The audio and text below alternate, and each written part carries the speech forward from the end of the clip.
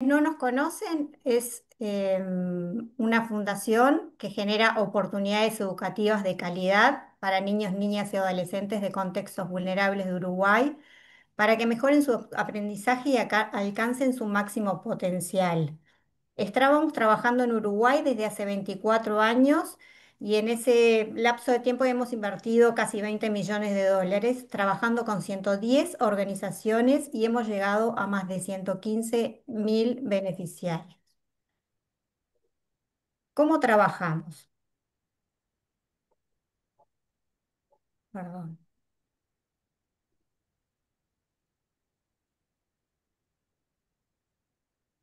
Trabajamos de dos maneras, brindando financiamiento directo y fortalecimiento, donde seleccionamos, financiamos, acompañamos y monitoreamos proyectos educativos con impacto demostrado. Y tenemos otra forma en la que también apoyamos proyectos, que es co-creamos proyectos educativos innovadores, donde diseñamos e implementamos pruebas pilotos que promueven soluciones innovadoras con el objetivo de escalarlas a nivel país.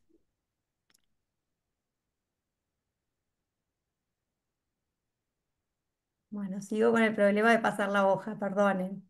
Se me desaparece la flechita.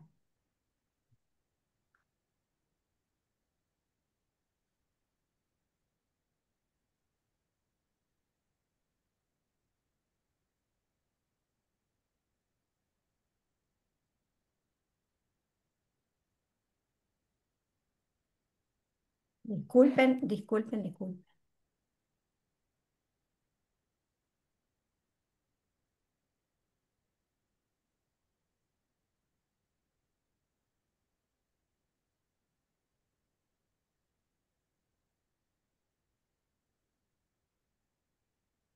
Discúlpenme.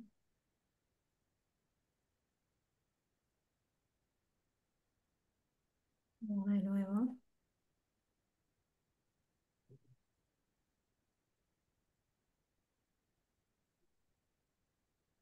Bueno,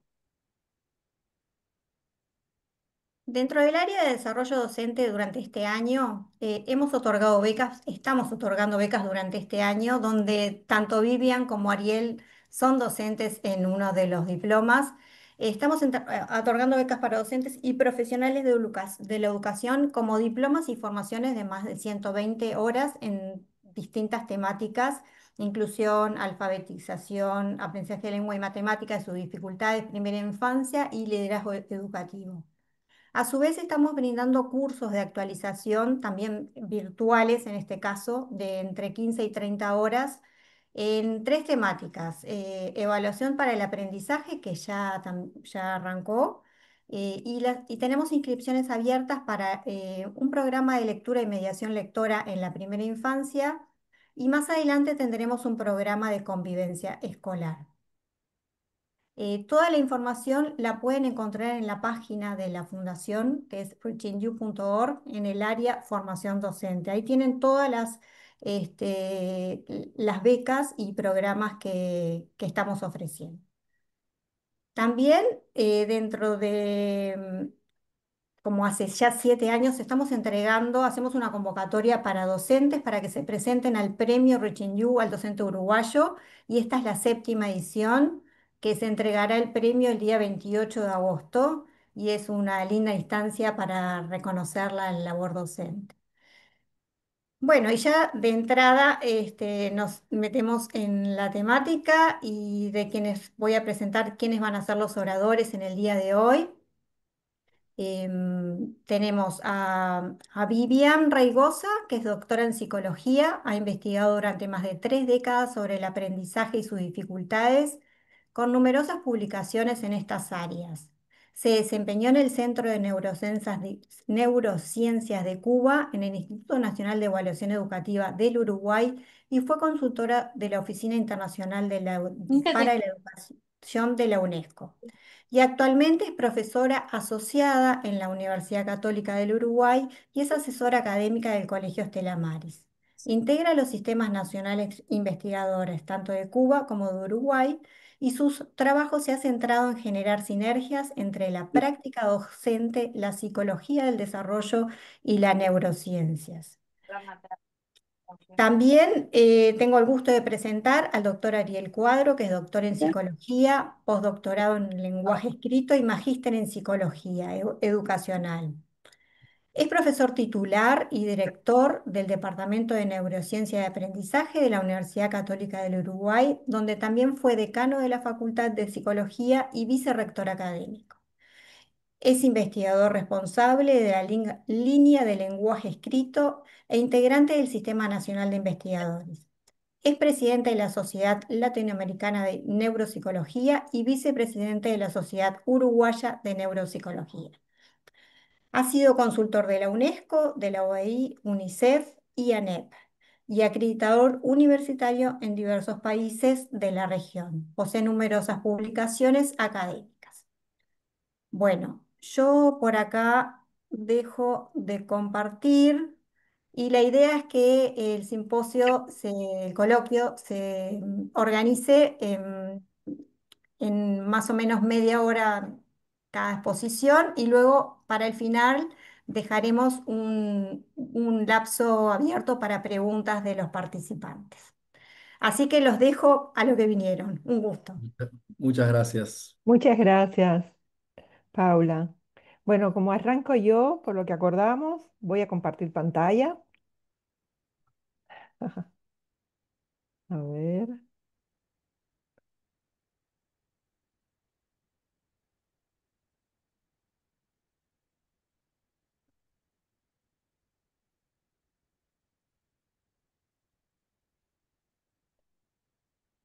¿pueden ver la pantalla que estoy compartiendo? Sí, Sí, Vivian. Bien.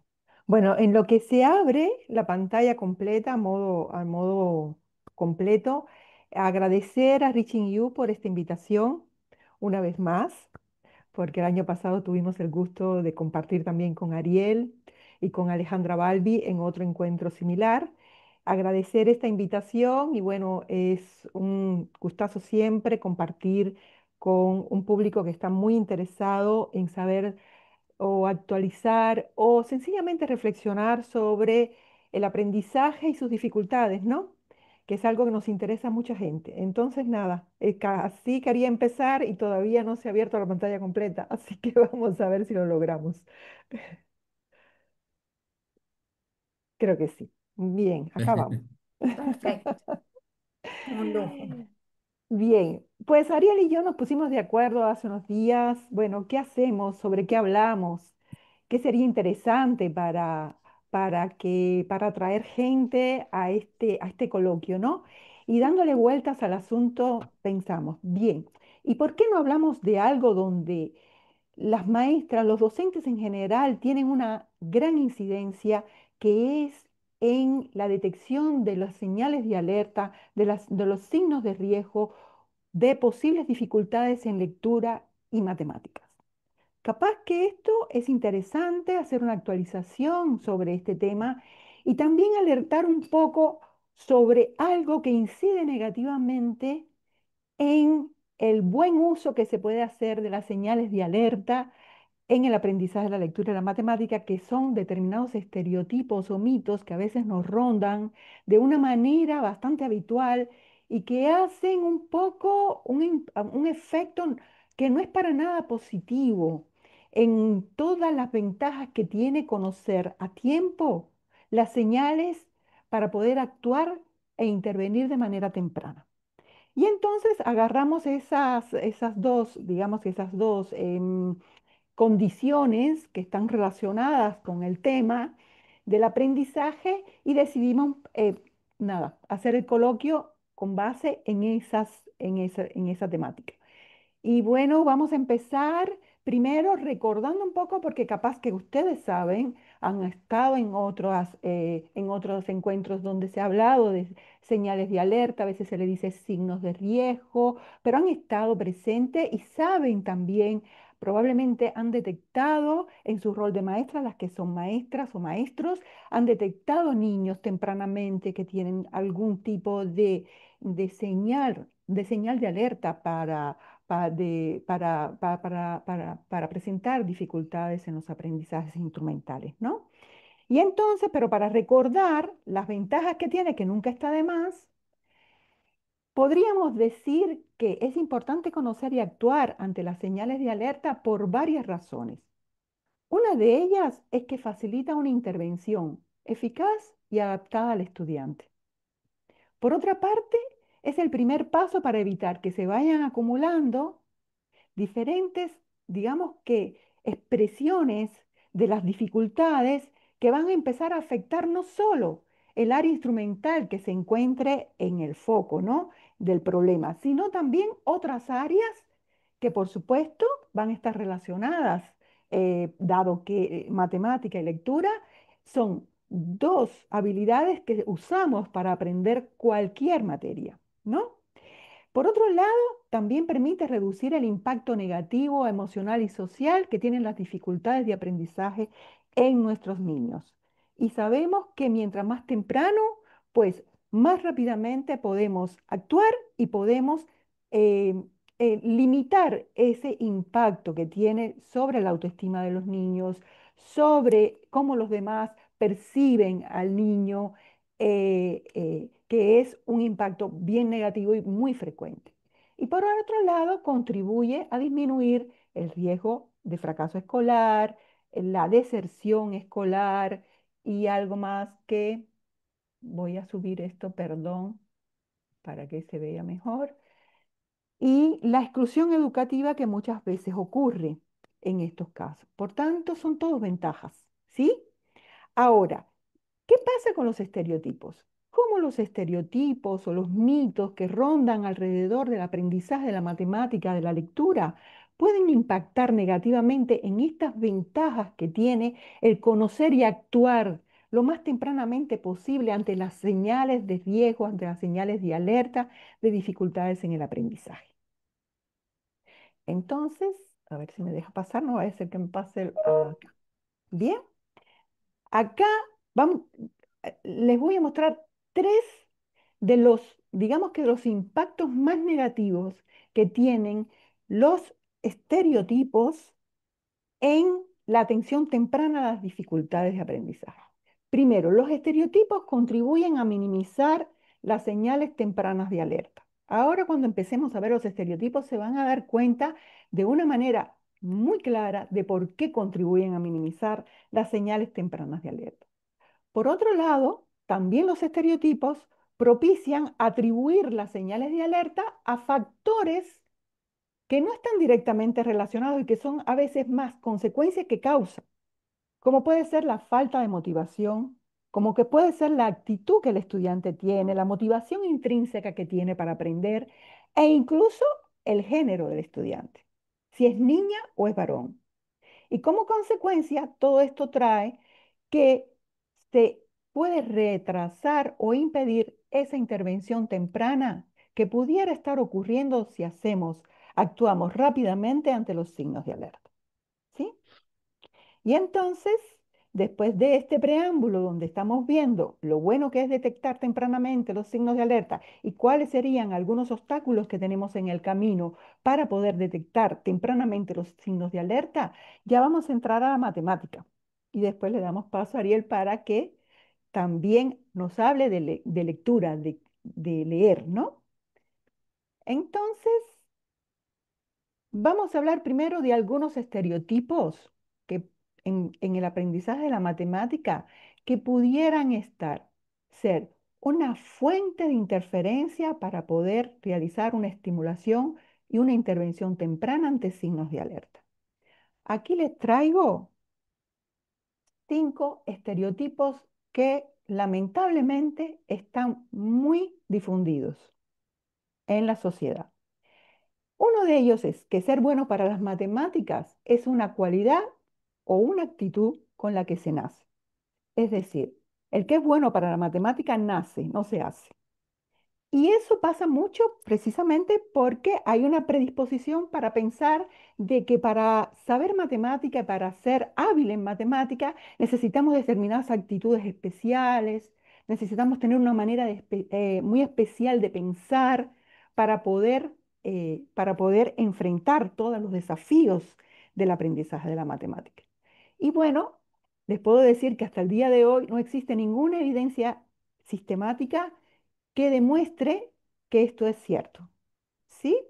De hecho, los individuos que son supercalculadores, que los vemos a cada rato, lo podemos ver en videos que salen en internet, que son individuos que logran hacer cálculos súper enormes con números de 6 cifras, de 7 cifras, de una forma rápida. Cuando se ha investigado el cerebro de esos individuos, lo que se ha encontrado es que ellos lo que han hecho es fortalecer a partir de un entrenamiento muy fuerte e intensivo los mismos circuitos neuronales que tenemos los seres comunes que aprendemos matemática y la usamos de una manera más o menos efectiva. ¿Sí? Por otro lado, hay otro mito, otro estereotipo que nos golpea mucho y que tampoco tiene ninguna evidencia real, y es que los varones son mejores en matemáticas que las niñas.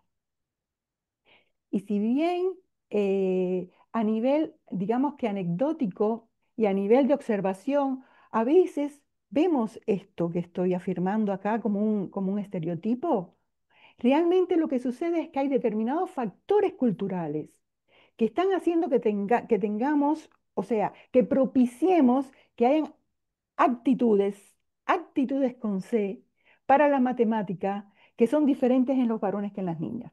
Pero les cuento que hay un estudio que se hizo en el 2008 y que se publicó en la revista Science, que es una revista muy famosa, una publicación, o sea, es un medio muy famoso de comunicación de la ciencia, se llama Science la revista, y un artículo que hizo una investigadora que se llama Janet Hyde, si mal no recuerdo, es una investigadora norteamericana, que demostró en más de 4 millones de estudiantes, ajá, entre segundo grado y segundo año de bachillerato, que en pruebas estandarizadas de matemática no había ningún efecto del género o del sexo en los resultados de los estudiantes. Estamos hablando de alrededor de 4 millones de estudiantes que fueron vistos en diferentes momentos a través de pruebas estandarizadas. Se evaluó su rendimiento matemático y el efecto de género o sexo fue prácticamente nulo. ¿Sí? Por otra parte, hay otro estereotipo también bastante frecuente, que es que los niños pueden adquirir las habilidades matemáticas tempranas por sí mismos, a partir de las intuiciones que el niño tiene desde muy pequeño acerca de las cantidades que le rodean y de los conjuntos. Por tanto, a veces se piensa que los niños pueden aprender a contar, pueden aprender, pueden atravesar el proceso de ingresar a los símbolos matemáticos de una manera espontánea. Y eso no es así, porque los símbolos matemáticos son abstractos, son además em, determinados socialmente, arbitrarios, ¿sí?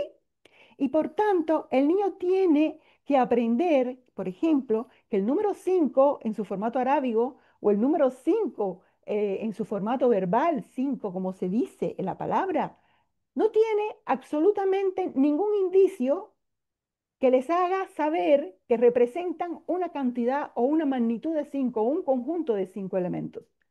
Por tanto, solo a través de un proceso de inculturalización, es decir, a través de la relación con otros, con otras personas, es que el niño puede empezar a lograr esa abstracción y saber que el número 5 en cualquiera de sus formatos simbólicos representa un conjunto de 5 elementos.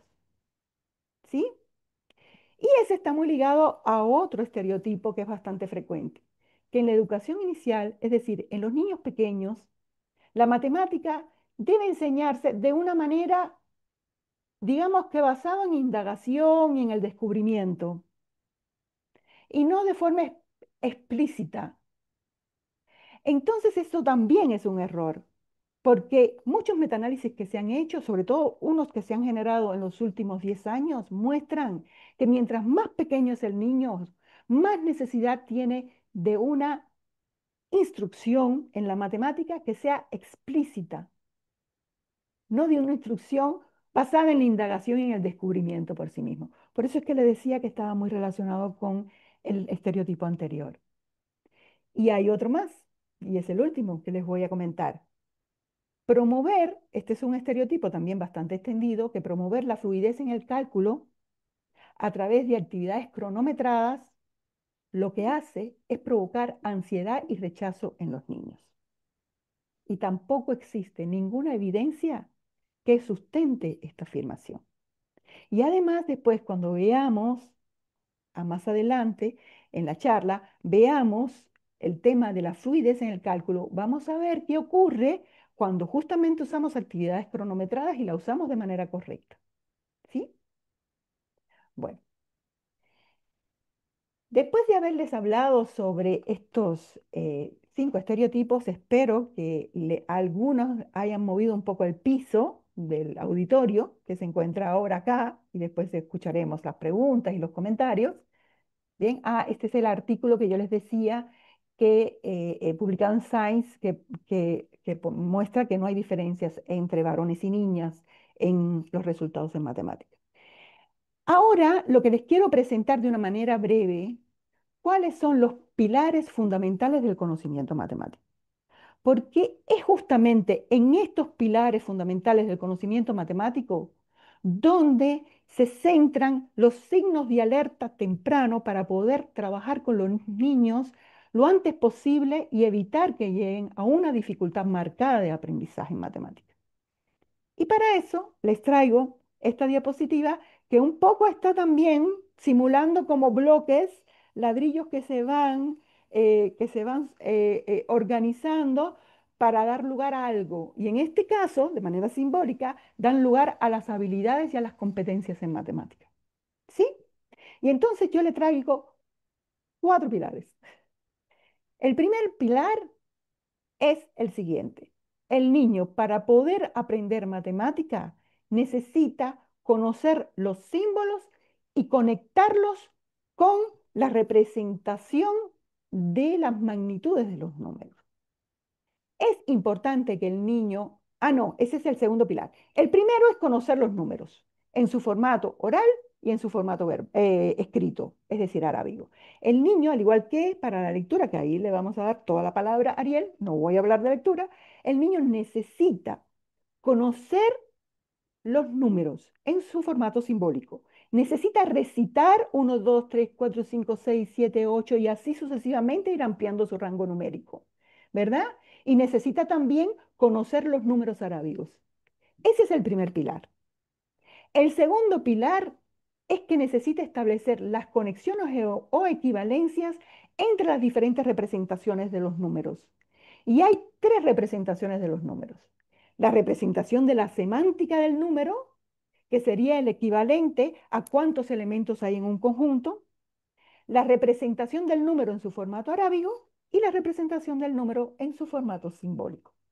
El niño tiene que establecer todas las conexiones entre esas 3 tipos de representaciones, de manera que pueda entender que el número 6 significa lo mismo que la palabra número 6, que el número arábigo 6, que un conjunto de 6 puntos lo puede emparejar con el número arábigo 6, o puede emparejar la palabra número 6 con 6 aplausos o 6 deseos. Entonces, esas relaciones de equivalencia entre las distintas representaciones que tiene el número son importantísimas para poder adquirir el conocimiento matemático de alto nivel. Si el niño no establece esas equivalencias, no logra saber qué es un número en su formato arábigo o en su formato verbal. Necesita abstraer las propiedades de los números en su formato simbólico y abstraerlas en términos de la magnitud que significan esos números. Y hay muchos niños que tienen graves dificultades en el aprendizaje de la matemática, a veces se le dice discalculia, justamente porque no logran establecer estas conexiones, estas equivalencias entre las 3 representaciones mentales de los números. El otro pilar bien importante es la cardinalidad o la cardinalización. Muchas veces se le dice cardinalización. Esta es fundamental. El niño tiene que entender y está muy relacionado con el pilar anterior. El niño tiene que entender que cuando cuenta, y el conteo es esencial para el aprendizaje de la aritmética, el último número que dice, cuando está contando y señalando objetos, corresponde a la magnitud del conjunto en su totalidad. Y hasta que el niño no adquiere esto, el niño realmente no entiende lo que es un número, no internaliza que esa palabra número que está diciendo tiene que ver con la magnitud de un conjunto. Y por último, el último de los que les voy a mencionar es la ordinalidad. Y la ordinalidad es esa habilidad que el niño tiene que desarrollar de que los números se organizan, se ordenan de menor a mayor magnitud. Y tiene que tener claro que no es recitar. Recitar es decir los números sin saber, incluso no tiene ni que saber lo que significa. ¿Cuántas veces no hemos visto un niño pequeño que dice un, dos, tres y lo dice como si fuese una canción o recitando una frase, un libro de cuentos? Bien, la ordinalidad es la capacidad que tiene el niño de poder organizar los números, ordenarlos en función de su magnitud. Y estos son los pilares fundamentales. Y estos pilares son los que van a dar lugar a los signos de alerta, como yo les había dicho. ¿Y cuáles son las señales tempranas de alerta en el aprendizaje de las matemáticas? Yo las resumiría en esta diapositiva. Las señales de alerta más tempranas que tenemos del aprendizaje, de problemas en el aprendizaje de las matemáticas, son cuatro. El niño tiene dificultad para conectar las diferentes representaciones de los números, no comprende la cardinalidad y o la ordinalidad de los números, utiliza los dedos para realizar sumas y restas simples, aun cuando sus compañeros ya lo han dejado de hacer. Es ahí donde está el detalle. Los niños necesitan usar los dedos para comenzar a sumar, por ejemplo. Bien, pero eso, lo que pasa, la señal de alerta está en el uso excesivo y prolongado de los dedos para hacer cálculos.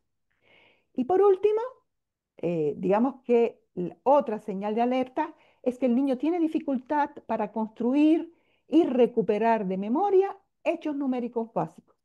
¿Cuáles son los hechos numéricos básicos? Bueno, son, digamos que cálculos muy básicos de suma, resta y multiplicación que no necesitamos sacar la cuenta para poder decir el resultado. Ahí están las tablas de multiplicar, ahí se encuentran también sumas y restas simples como pueden ser 4 más 3, pueden ser 5 menos 2, ¿sí? Y estos hechos numéricos básicos son fundamentales para poder tener fluidez en el cálculo. Si el niño tiene un repertorio, se le dice mucho repertorio a nivel de pedagógico, a nivel de las docentes, o sea, en el argot docente. Si los niños tienen un repertorio amplio, van a tener mayor fluidez en el cálculo. ¿Por qué? Porque en el cálculo de, digamos, de problemas matemáticos más complejos. ¿Por qué? Porque el hecho de tener todo ese repertorio amplio va a permitir que los recursos de memoria y los recursos de atención que son tan limitados, él los pueda poner en función no de sacar la cuenta de cuánto es 3 más 2, sino, por ejemplo, de hacer una suma de dos fracciones con un denominador diferente, por ejemplo. Que lo difícil es aplicar el algoritmo para hacer la suma de las fracciones y no el hecho numérico básico de cuánto es 2 por 3. En una suma de fracciones simple, una suma simple de fracciones, se ponen en marcha más de 12 hechos numéricos básicos. Si el niño, además de tratar con el problema de resolver a través de un algoritmo esa suma de fracciones, tiene también que tener recursos cognitivos para calcular 3 por 2, 5 más 4, pues entonces se le va complicando todo el proceso. Y eso hace que no tenga fluidez en el cálculo. Y eso hace que se desmotive también. Y eso hace que piense que es peor que los demás, que él no tiene lo que tienen otros. Y ahí hay una cadena de hechos que van ocurriendo que pueden terminar en una dificultad de aprendizaje. ¿Sí? Y bueno, señales tempranas de alerta, ¿qué hacer? Bien, ya vimos las señales tempranas, pero ¿qué podemos hacer para trabajar sobre esas señales tempranas de la manera más oportuna posible? Acá le traigo algunos ejemplos que a mí me parecen maravillosos porque además son tan sencillos. Muchas veces me preguntan, ¿cómo es posible por qué, cómo le vamos a enseñar los símbolos a los niños pequeños? ¿De qué manera? Tiene que ser, los niños necesitan jugar, los niños, y todo el mundo sabe que el juego es fundamental para el aprendizaje. Pero, ¿y cómo le enseñamos esto de los símbolos y de toda esta inculturalización? ¿Cómo le transmitimos todo esto de la equivalencia que tiene que haber entre las diferentes representaciones simbólicas y no simbólicas de los números? Pues jugando se puede enseñar estas conexiones. Y aquí les traigo dos ejemplos que a lo mejor no se ven muy bien, pero yo se los voy a explicar un poco. Miren, este ejemplo de acá, lo que ustedes están viendo aquí es un juego donde los niños tienen que hacer emparejamientos. ¿Pero qué emparejamientos tienen que hacer? Les encanta este tipo de juegos. ¿Qué emparejamientos? Si se fijan, aquí ustedes pueden ver que hay conjuntos, ¿sí? Por ejemplo, acá los conjuntos son, a ver, 3, 6, 10 de 10, ¿bien? Y acá de uno y acá, bueno, ven diferentes conjuntos. Miren lo que están haciendo acá los niños. Los niños están poniendo diferentes configuraciones de 10, de conjuntos de 10, las están poniendo juntas. Y también están emparejando, si ven acá, por ejemplo, acá están emparejando todos los conjuntos de uno que tienen diferentes configuraciones también. Miren cómo acá aparece son puntitos, ¿no? Y acá aparece en una parte de la tarjeta, acá aparece en el centro, acá aparece en el centro también, pero acá aparece justo en el lado contrario que en la primera tarjeta. Y emparejan además con el número arábigo 1. Acá se están produciendo muchos procesos interesantes. Primero, hay un proceso importante acá que es el emparejamiento entre el símbolo y el conjunto. Recuerden que eso es importantísimo para poder aprender matemáticas. Pero hay más cosas acá. Fíjense que también hay algo que ellos empiezan a entender también a través del juego, y es la invarianza de la magnitud en los conjuntos. Ellos empiezan a entender que da igual cómo estén organizados los puntos. Si siempre hay 10, siempre el equi- si siempre hay 10, siempre el número arábigo que le corresponde o la palabra número que le corresponde es 10. Y que es lo mismo un conjunto que esté organizado de 10 puntos que esté organizado de la manera esta como si fuera un triángulo, que un conjunto de 10 puntos que estén organizados como si fuese una cruz acá. Y esa es la invarianza que tienen que lograr entender. Pero si vamos al ejemplo de al lado, este ejemplo de acá, acá hay más cosas que pueden entender. Esto es una alfombra de aprendizaje que es hermosa.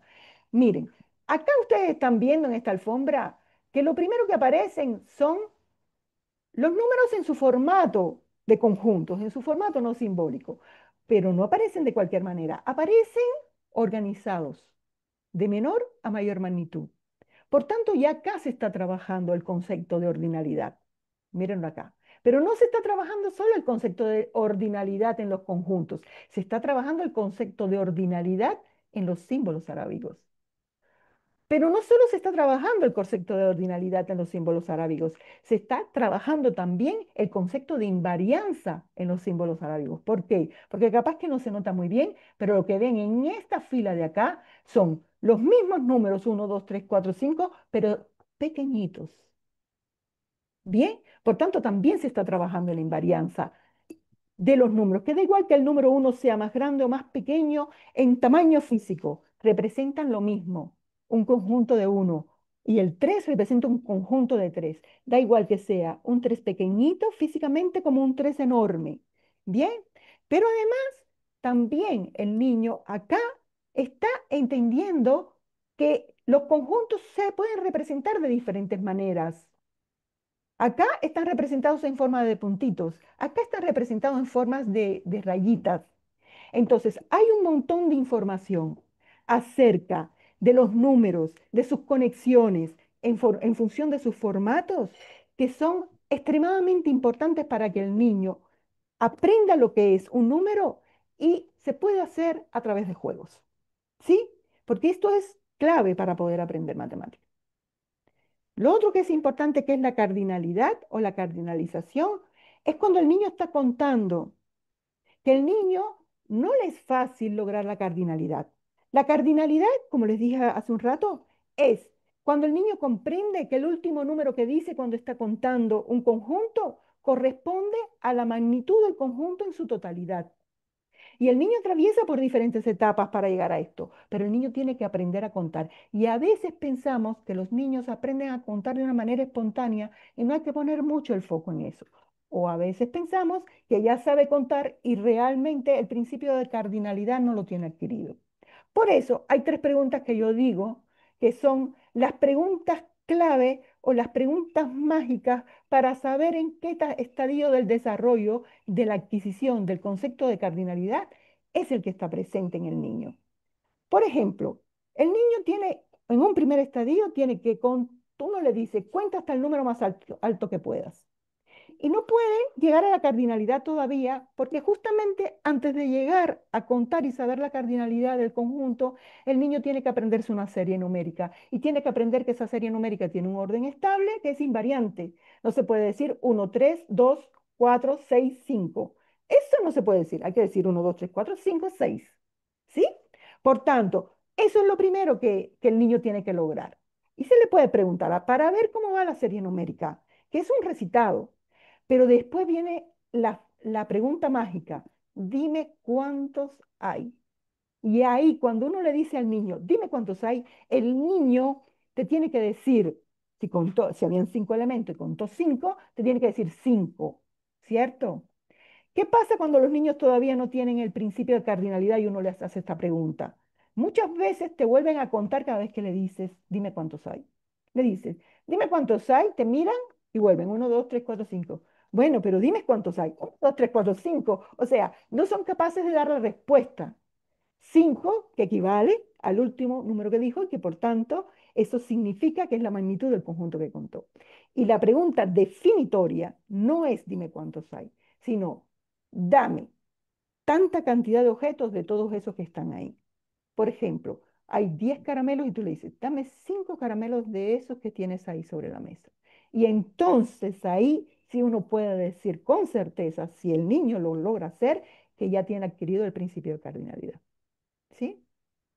Bueno, y la ordinalidad es fundamental también. ¿Por qué es fundamental? Porque el niño tiene que entender que los números se organizan de menor a mayor magnitud. Y ahí juega un papel fundamental todo este tipo de recursos que ustedes ven acá, que se pueden utilizar justamente para investigar si hay una señal de alerta y también para trabajar sobre esa señal de alerta para lograr resolverla. Aquí tenemos algunos tipos de materiales y ejercicios que se pueden utilizar para la comprensión de la ordinalidad. Estos son los más sencillos, los que están acá. Como ven, esto es una tarea donde hay que ubicar números en plástico, plastiquitos con números, y hay que ubicarlos en los lugares vacíos que están dentro de una serie numérica. Bien, esta es otra, hacer una recta numérica y ahí pedir que el niño vaya ubicando en esa recta numérica, vaya ubicando diferentes números según su magnitud en el orden que deben ir. ¿Y dónde es que se pone más a prueba la comprensión de la ordinalidad? Bueno, en tareas como esta, por ejemplo, dime, ¿cuál número está más cerca del 6? ¿El 5 o el 9? Dime, ¿cuál número está más cerca del 53? ¿El 22 o el 67? Bien. Y para eso, el niño tiene que hacer un vínculo entre la magnitud del número y el número en su formato simbólico y saber que esos números, poder buscar exactamente en qué lugar de la línea mental numérica se encontraría según su magnitud ese número para poder responder correctamente este tipo de ejercicio.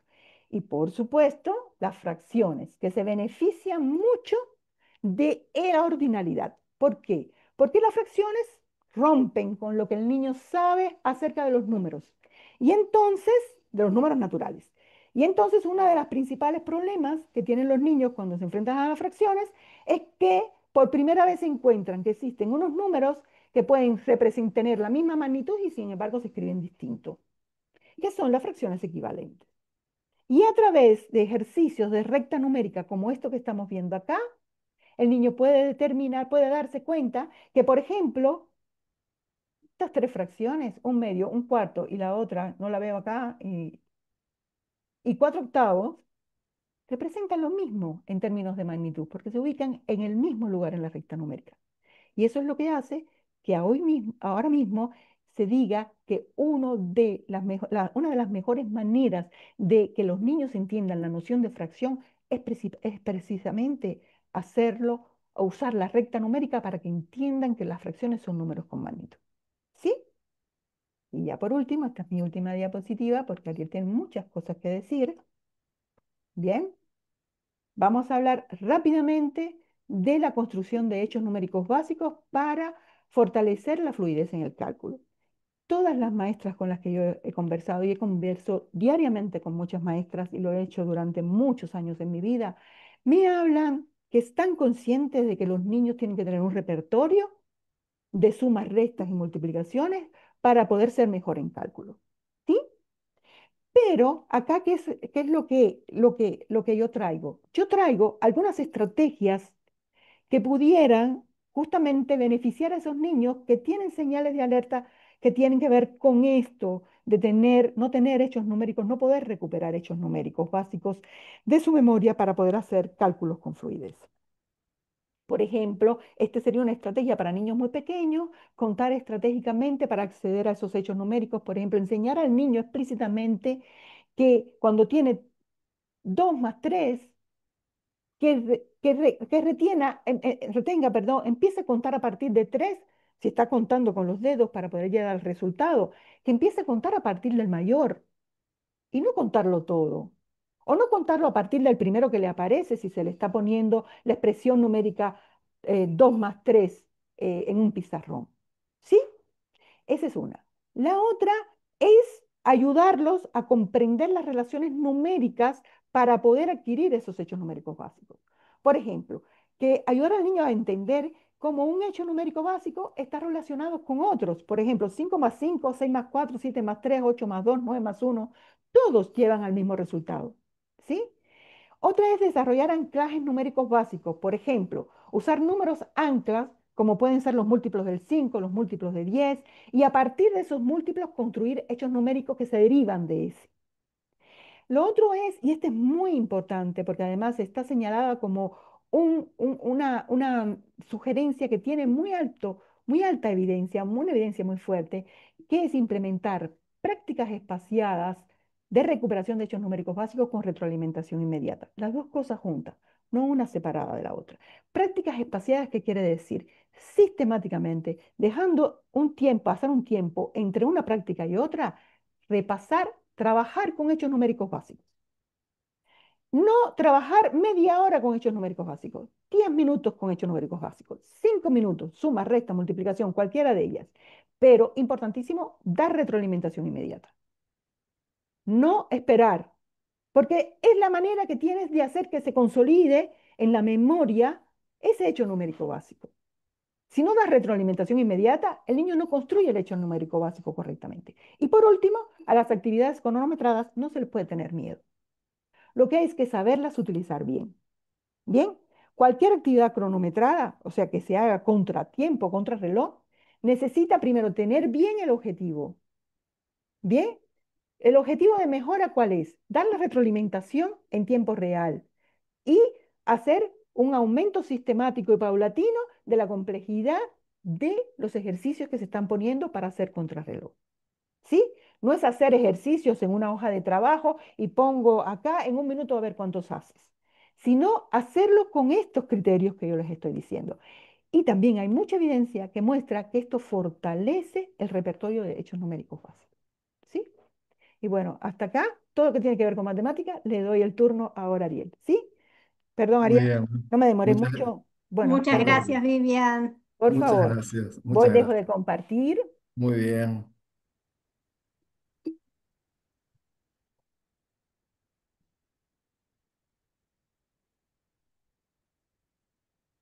Muy bien, muchas gracias. Ahora nada, ponernos un poco en esto de la lectura, ¿sí? Y también iniciando un poco en la misma línea de lo que planteaba Vivian con respecto a los estereotipos y cuánto pueden incidir, digamos, a la hora de poder ver, analizar o entender ciertos indicadores de riesgo, en este caso para la adquisición de la lectura. Yo he señalado estos cinco que me parece que están a veces muy metidos dentro de lo que es nuestra formación y muchas veces en algunos casos porque a veces hacen ciertas simplificaciones, que es como, a veces uno como decir medias verdades, digamos, pero que finalmente a veces no contribuyen a entender claramente los procesos y en este caso lo que es el aprendizaje de la lectura. Uno de ellos es cuando uno señala esto de leer es comprender. No hay duda que el objetivo de la lectura es la comprensión, pero muchas veces en esta idea de que leer es comprender, nos olvidamos que para poder comprender un texto escrito, un enunciado, tengo que acceder a ese texto escrito, tengo que acceder a ese enunciado. Así que leer es mucho más que comprender, es el fin es comprender, pero hay una habilidad que está dentro de la lectura que es la posibilidad que yo tengo de acceder a un texto escrito. Por eso a mí me gusta más decir, leer es para comprender, el fin de la lectura es la comprensión. Yo puedo llegar a leer un texto y no comprenderlo, puede ser que no tenga sentido, pero puedo acceder al sistema de escritura. Por supuesto que el valor va a estar en la comprensión, pero también muchas veces puedo comprender un texto sin haberlo leído. Yo suelo ponerle a los estudiantes un ejemplo que es, les doy un texto en ruso y dentro del texto en ruso, partiendo de la base que los estudiantes no manejan ruso, les pongo algunos nombres, algunas palabras como Colón, 1492, pues, palos y algún dato más. Y luego les digo a ver de qué se trata el texto y todos me contestan del descubrimiento de América, de Cristóbal Colón y demás y cualquiera diría entonces saben ruso. Pues no, lo que activaron fueron conocimientos previos, pero de algún modo me pueden responder. Y eso pasa a veces, muchas veces con algunos estudiantes, pueden comprender cierta información de un texto sin haber accedido al texto. Así que leer es para comprender, el fin de la lectura sin duda es la comprensión, pero tenemos que ser capaces de acceder al texto escrito para poder llegar a ese nivel de comprensión. Lo siguiente es que para aprender a leer es suficiente con interactuar con el texto. Es evidente que es muy bueno y muy importante interactuar con los textos, pero requiere una enseñanza explícita. Nuestro cerebro no nace con ningún circuito preparado ni para leer ni para escribir. Hay que enseñarle a leer y a escribir y enseñarle en forma explícita. No basta con la interacción. Si solo fuera uno aprendiera a leer por interactuar con material escrito, no tendríamos analfabeto, porque es difícil que en el mundo de hoy no haya interacción con material escrito. Y tenemos más de 800 millones de analfabetos según el informe de la UNESCO. Por lo tanto, no es suficiente con la interacción si no hay o no está mediado por una enseñanza explícita, que desde el punto de vista, digamos, más de neurocientífico, significaría la generación de circuitos altamente especializados para poder acceder a las palabras escritas y con eso a los enunciados y a los textos. La tercera, asociada un poco con esto, es se lee haciendo adivinanza psicolingüística. Estas son ideas que vinieron de algunos autores como Smith, como Goodman, que señalaban de que básicamente nosotros podíamos acceder por medio de adivinanzas psicolingüísticas. Pues es verdad que cuando leemos nos valemos del contexto, pero fundamentalmente cuando accedemos a los textos escritos y hemos automatizado los mecanismos de acceso, no necesitamos del contexto. El contexto luego va a contribuir al significado global del texto o a las ideas principales que el texto tiene, pero el acceso no está requiriendo del contexto, es más veloz el proceso directo de acceso a la palabra escrita que la utilización del contexto. De hecho, los alumnos con dificultades en el acceso son los que más utilizan las adivinanzas psicolingüísticas. Los podrán ver en los disléxicos. Los disléxicos habitualmente cuando leen muchas veces inventan ciertas palabras y demás y hacen lexicalizaciones basándose en el contexto y que muchas veces están bien desde el punto de vista semántico, pero no se corresponden desde el punto de vista sintáctico. Y eso tiene que ver con que requieren muchas veces del contexto por la dificultad que tienen para el acceso.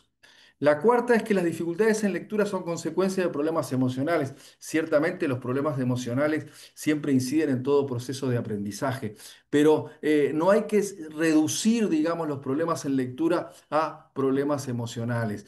Muchos chicos y niñas y niños tienen muchas dificultades desde el punto de vista emocional y eso no quiere decir que les impida el acceso al lenguaje escrito. Así que muchas veces corremos el riesgo de reducir el problema, las dificultades en lectura a un problema emocional. Evidentemente las condiciones emocionales inciden, pero inciden en todos los aprendizajes.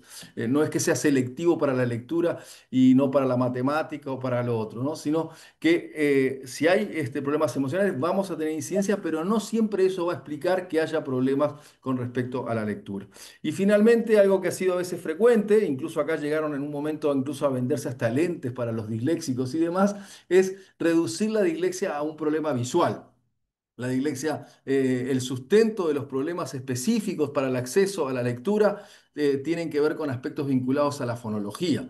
En algunos casos se ha asociado con ciertas dificultades a nivel visual, pero no es lo que caracteriza a una dificultad específica como es lo que habitualmente llamamos dislexia. Así que algunos de los estereotipos a veces, que muchas veces tienen una cierta base, como voy a insistir, en ciertos datos de la evidencia, pero que muchas veces en la simplificación o la mala interpretación llevan a este tipo de estereotipos que finalmente a veces inciden en la forma en que leemos ciertos indicadores de riesgo, como se planteaba desde el inicio.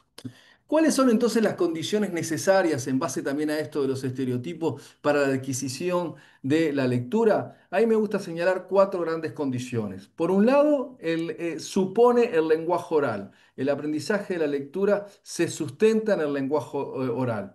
Una segunda condición es que ya lo mencionamos, es que requiere una enseñanza explícita. Es una actividad cognitiva compleja que implica activar circuitos nerviosos y eso va a suponer una enseñanza explícita, que podrá ser formal o informal, pero tiene que ser explícita. La tercera es que es resultado del desarrollo de un sistema de escritura, en particular, y en este caso, es el sistema alfabético.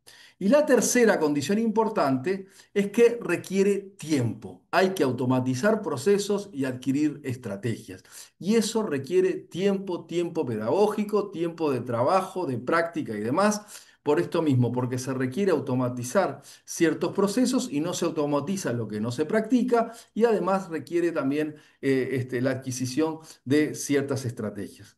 Yendo a la primera condición, en cuanto a que se sustenta en el lenguaje oral, bueno, el lenguaje escrito es una evolución cultural del lenguaje oral.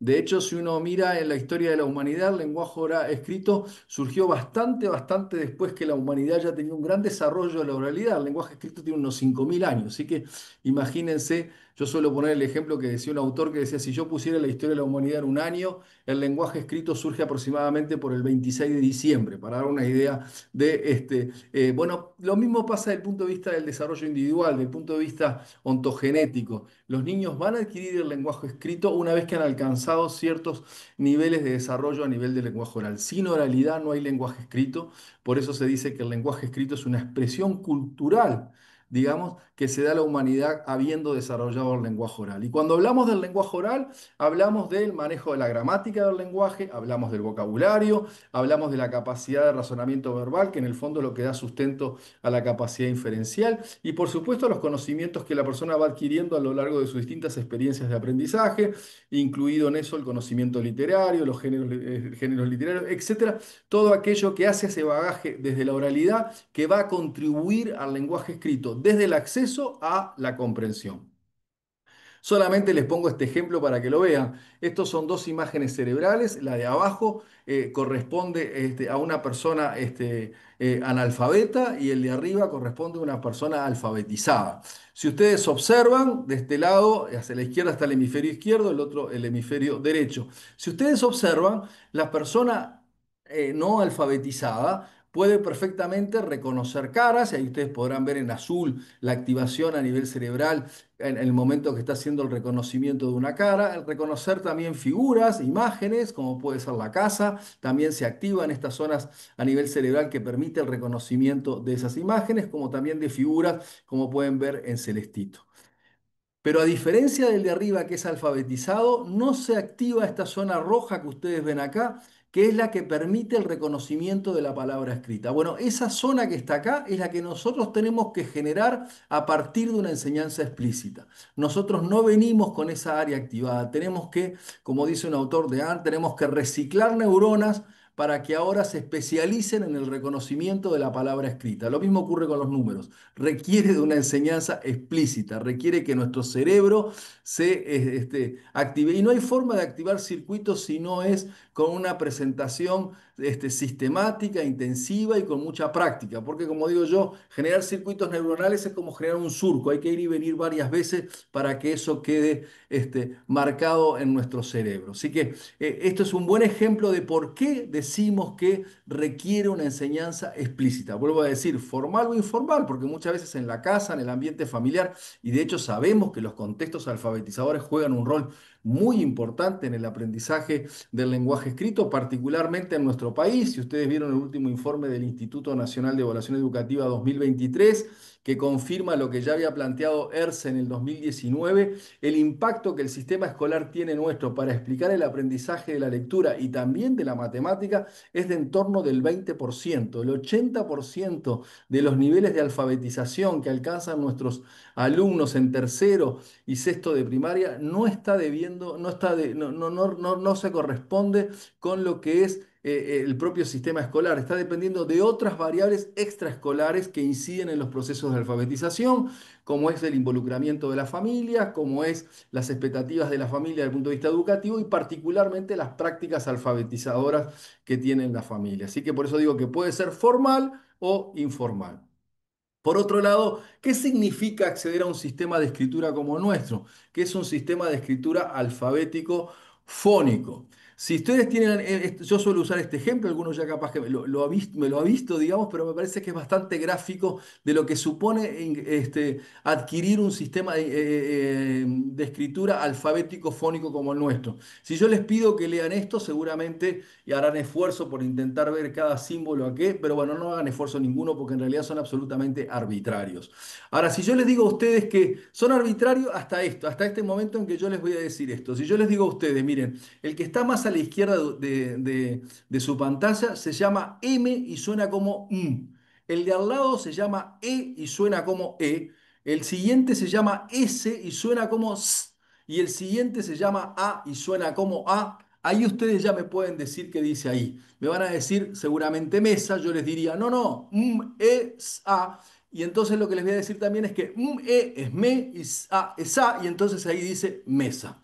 Pues eso es lo que tiene que hacer un niño o una niña para acceder a un sistema de escritura alfabético como el nuestro, que no es otra cosa que la representación gráfica de los sonidos del aula, y en nuestro caso, la menor unidad del sonido del aula. Para poder leer aquí mesa, yo tengo que transformar estos signos gráficos en sonido y ensamblar los sonidos. ¿Qué supone eso? Supone, por un lado, el conocimiento de las letras. Por otro lado, supone la capacidad de discriminar los sonidos que yo tengo que asociar con las letras, y esa capacidad de discriminar los sonidos conscientemente es lo que se conoce habitualmente como conciencia fonológica, y en nuestro caso vamos a requerir de la conciencia fonémica, porque lo que tenemos que ser capaces de discriminar es la menor unidad del habla, no la palabra, no la sílaba, sino el fonema, que es la menor unidad del habla. Si nosotros logramos que los niños tengan el conocimiento de las letras y discriminen los sonidos y asocien letra con el sonido, habrán adquirido lo que llamamos principio alfabético.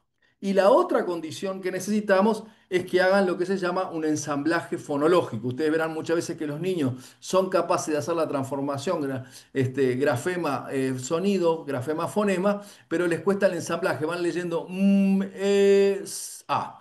Y de hecho es muy lindo cuando el niño ve que empieza a decir mesa, mesa, y se pone contento porque es como que descubrió la palabra. La descubrió porque la activó desde la oralidad y le permitió hacer ese proceso de ensamblaje. Y entonces dice mesa, y ahí es cuando decimos, empezó entonces a leer, adquirió la capacidad de poder acceder a nuestro sistema de escritura. Y eso es lo que nuestro cerebro tiene que aprender a hacer. Tiene que aprender a discriminar letras, a poderlos asociar con los sonidos que tenemos que también discriminarlos y con eso va a adquirir el principio alfabético y eso es lo que el cerebro no sabe. Tiene que ir desde el occipital al prefrontal para unirse en el temporoparietal. Ese proceso es el que tiene que hacer nuestro cerebro para poder entonces acceder a las palabras escritas. Luego el cerebro nos da una gran ayuda, porque así como no sabe y aprende muy bien, y además lo puede hacer muy, muy rápido, porque lo automatiza ese mecanismo de transformar grafema, fonema y ensamblar, pero además nos da otra gran ayuda y nos dice, aquellas palabras que he leído varias veces, las voy a guardar en mi memoria y voy a guardar la representación ortográfica y fonológica de la palabra, de tal forma que luego cuando se enfrenten a esa palabra, van a ser a partir del reconocimiento visual van a poder activar directamente esa palabra. Y eso es lo que se conoce como reconocimiento visual o directo de la palabra escrita. O sea que nuestro cerebro, una vez que aprende a leer, se vale de dos mecanismos. Cuando se encuentra con palabras nuevas o palabras inventadas, como dice Setterkuhl ahí, lo que va a hacer es convertir grafema, fonema, va a ensamblar los fonemas y entonces va a poder pronunciar la palabra. Cuando es una palabra ya conocida, como puede ser escuela, hace el reconocimiento visual, la recupera rápidamente de la memoria en su representación ortográfica y en su representación fonológica y la puede pronunciar. Es muy importante que registre ambas representaciones, porque en nuestro caso podemos leer cualquier palabra que está escrita, pero fíjense que, por ejemplo, si fuera en el inglés, ¿no? Si la persona leyera tal como está escrito, en vez de decir one diría one. Entonces, para poder leer adecuadamente One, tiene que haber registrado tanto la representación ortográfica como fonológica de la palabra. Y para nosotros es muy importante ese registro de la representación ortográfica porque luego lo usamos para la ortografía, para poder escribir adecuadamente una palabra inconsistente desde el punto de vista ortográfico. Nosotros podemos leer cualquier palabra que está escrita, pero no podemos escribir las palabras de cualquier forma porque tienen ciertas condiciones del punto de vista ortográfico donde tenemos algunas inconsistencias como B, B larga, B corta, J, G, H, etcétera, y Y, la C y la S, etcétera, que hacen que tengamos cierta complejidad del punto de vista ortográfico. Por lo tanto, es muy importante que el niño registre adecuadamente la representación ortográfica de la palabra. Ya con esto hago un paréntesis y por eso digo, es muy importante que desde el inicio aprenda correctamente cómo se escribe la palabra. Si el niño ve la palabra mal escrita y no se le corrige, no se le da feedback, lo que va a terminar pasando es que va a registrar el error ortográfico y luego vamos a tener que hacer una especie de reaprendizaje, digamos. Lo que ha hecho que tengamos generaciones de disortográficos muchas veces porque no hemos hecho en su momento esa corrección ortográfica o hemos permitido el registro de las palabras ortográficamente en forma incorrecta, ¿sí? Y la cuarta condición, entonces, para poder hacer ese proceso de automatización del acceso, es lo que le decía, esto requiere tiempo y requiere práctica, ¿sí? Si tenemos tiempo y practicamos mucho, logramos automatizar estos procesos de acceso a la palabra escrita, que es lo que queremos, porque lo que nosotros queremos es que pueda leer con alta precisión y alta velocidad. Y así lo pueden hacer aquellos que tienen mucha práctica lectora. De hecho, los lectores ingleses adultos pueden llegar a leer 183 palabras por minuto en forma oral y unas 238 en una lectura silenciosa. Miren, eso es más o menos 4 palabras por segundo, depende siempre del largo de la palabra, pero básicamente somos capaces de leer, fíjense, en 4 palabras por segundo. ¿Y por qué es tan importante esto de ser precisos y veloces cuando leemos? Porque yo lo que quiero es que la persona piense en lo que lee y no en cómo lee. En el fondo lo que me interesa es que libere recursos cognitivos para dedicarse a lo más importante de la lectura, que es la comprensión y no el acceso. Por eso yo quiero que automatice el acceso. Lo mismo que para la escritura, yo no quiero que esté pensando en cómo se escribe, quiero que esté pensando a quién le escribe, lo que le quiere escribir y cómo se lo quiere escribir, y no cómo se escriben las palabras. Lo mismo pasa con la lectura. Yo no quiero que piensen cómo se lee, quiero que piensen lo que lee. Quiero que piensen lo que necesita para recuperar información, para interpretar, analizar, etcétera, la información. Quiero que ponga todos sus recursos en la comprensión y no en el acceso. Tanto es así que si yo les dijera a ustedes, bueno, ya lo leyeron, por favor no lean esto, ya lo leyeron, no pueden detener la lectura. ¿Por qué? Porque automatizaron, ¿no? Siempre tengo el ejemplo, el año pasado estuvimos con unos chicos de primaria y compartiendo desde la investigación, y entonces a los niños le estábamos explicando cómo se aprende a leer, y entonces le dijimos a los niños, por favor no lean esto, y un niño enseguida se tapa los ojos y dice, lo único que puedo hacer es taparme los ojos para no leer, porque he automatizado el acceso a la palabra escrita. Cuando hemos logrado automatizar la palabra escrita, además, podemos también darnos cuenta del componente prosódico que tiene la lectura, como también la tiene la escritura, que es con el manejo de las pausas, el manejo de los signos de puntuación, el tono, etcétera, todo lo que hace a la comprensión lectora. No es lo mismo decir leer si quiero que leer sí quiero, o decir no tengo ganas que decir no tengo ganas. Y así podríamos poner muchos más ejemplos que demuestran de que el manejo de la pausa, el manejo de los signos de puntuación y la entonación hacia la comprensión lectora. Una vez que yo he automatizado el acceso, tengo mucho mejor manejo de todo el componente más expresivo de la lectura, como también en la escritura, que se traduce en todo el manejo de los signos de puntuación, algo que es tan importante para la comprensión lectora como lo es para la comprensión del lenguaje oral.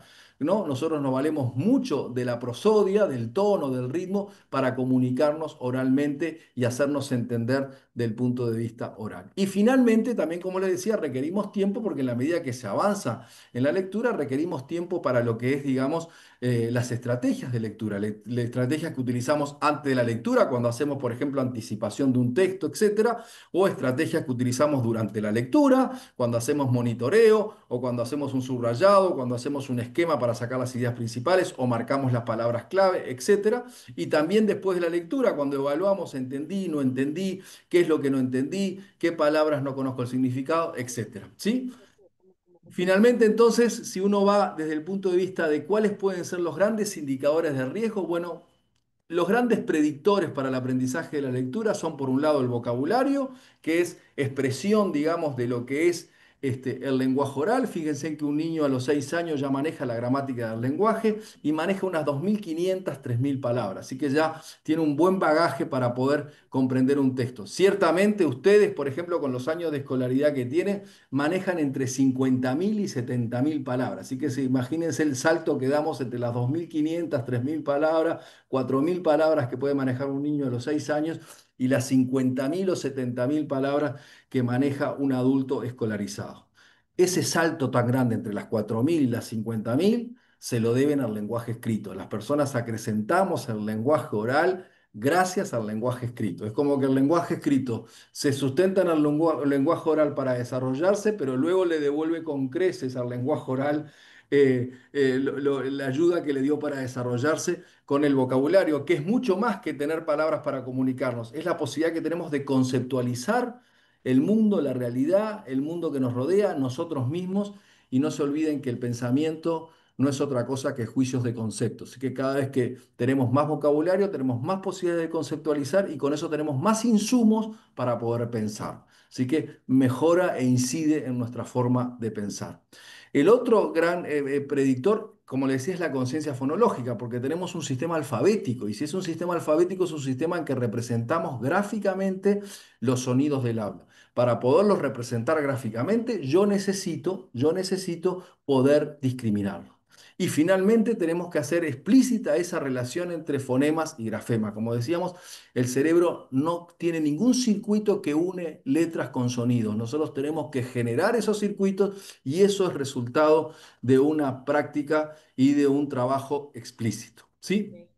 Finalmente, también tengan en cuenta en el caso de aquellos que tengan problemas a nivel de la fonología o dificultades y que eso les incide en la correspondencia fonema-grafema, como es el caso de los disléxicos, tengan presente como un indicador de riesgo para poder identificar a veces chicos con dificultades o posibles dificultades específicas como la dislexia, es que es un trastorno con una alta heredabilidad. Entre un 75 y 80% de los disléxicos tienen antecedentes familiares de dislexia. Así que una buena pregunta, si ustedes tienen un chico que ven muchas dificultades para poder acceder a el principio alfabético y el código escrito, una buena cosa es saber también si hay antecedentes familiares de estas dificultades, porque sabemos que es un indicador de riesgo por la alta heredabilidad que tiene este tipo de dificultades. Así que indicadores de riesgo temprano, Vocabulario, si hay problemas del lenguaje, vamos a tener problemas en el lenguaje escrito, la conciencia fonológica y el principio alfabético.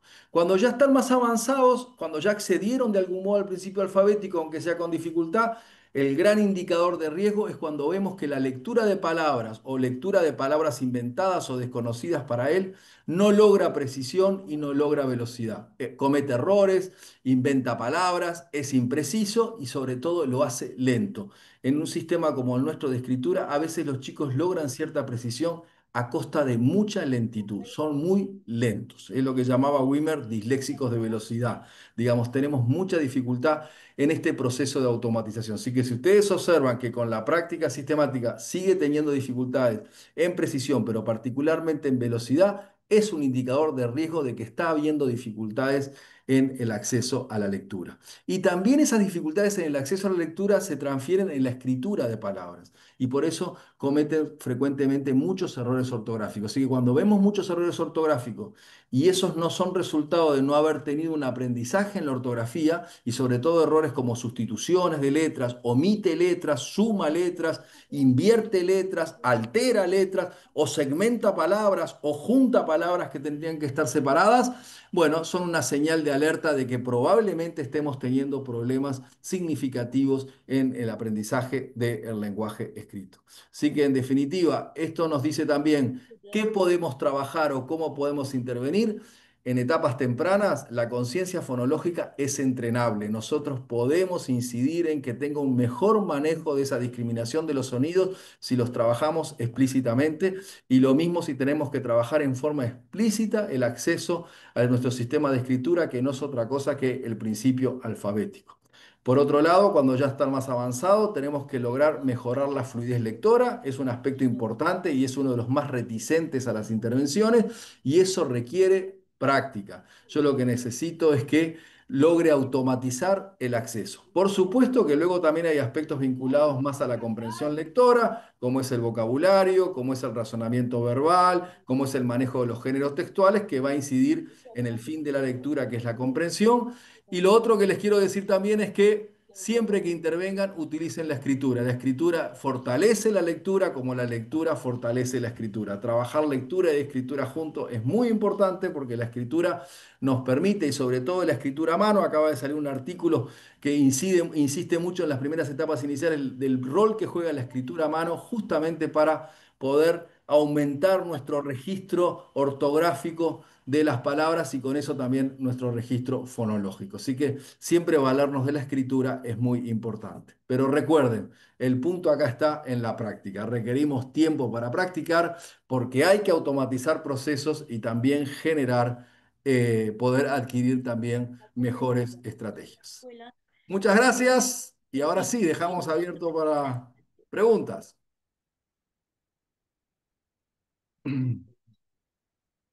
Ojalá la pongan en algún lado la videoconferencia.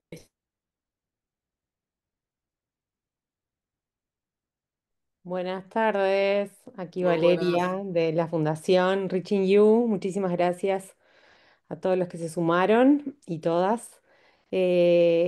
Como decía Ariel, dejamos abierto a preguntas. Hemos recibido algunas consultas sobre la grabación. Se está grabando este coloquio, va a estar publicado en nuestro canal de YouTube y vamos a enviarlo por correo electrónico a todas las personas que se anotaron. O sea que si alguien ingresó directamente con el enlace sin haberse inscrito, no lo va a recibir. En ese caso, les pido que nos dejen los correos para poder enviárselos. Muy bien.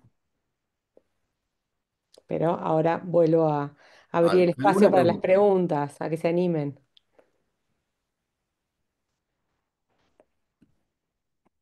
De seguro alguna cosa les hizo un poco de ruido o por lo menos les generó alguna reflexión. Sí que anímense. O sea que...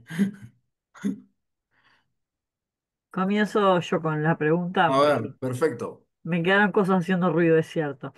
Em, ya piso casi los 50 y te escuchaba y hoy en día nosotros estamos flotando, dando clases en primaria, porque no sabemos qué sí y qué no, que para dónde salir, estamos como en una crisis.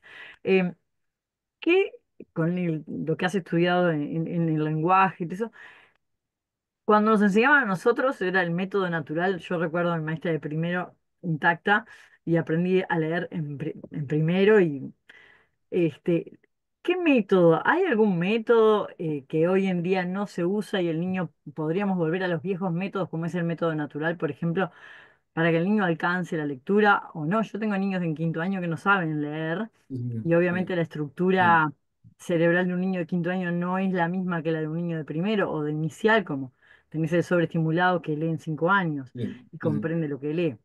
sí, O sí, sea, hoy en día estamos como en una duda de cómo enseñamos. Hasta hace poco, no corrijas la falta de ortografía porque al niño le baja la sí, autoestima, que le rayes el cuaderno con la falta de ortografía. Yo te sí, escuchaba y yo digo, bueno, preciso que alguien me explique, o dejo la carrera en este preciso momento, porque no le no, corrijas la falta de ortografía, no, para tenés que nada, no, respetar sus tiempos. Entonces, claro, no, es para mayo y nada, estamos para en dos nada. letras.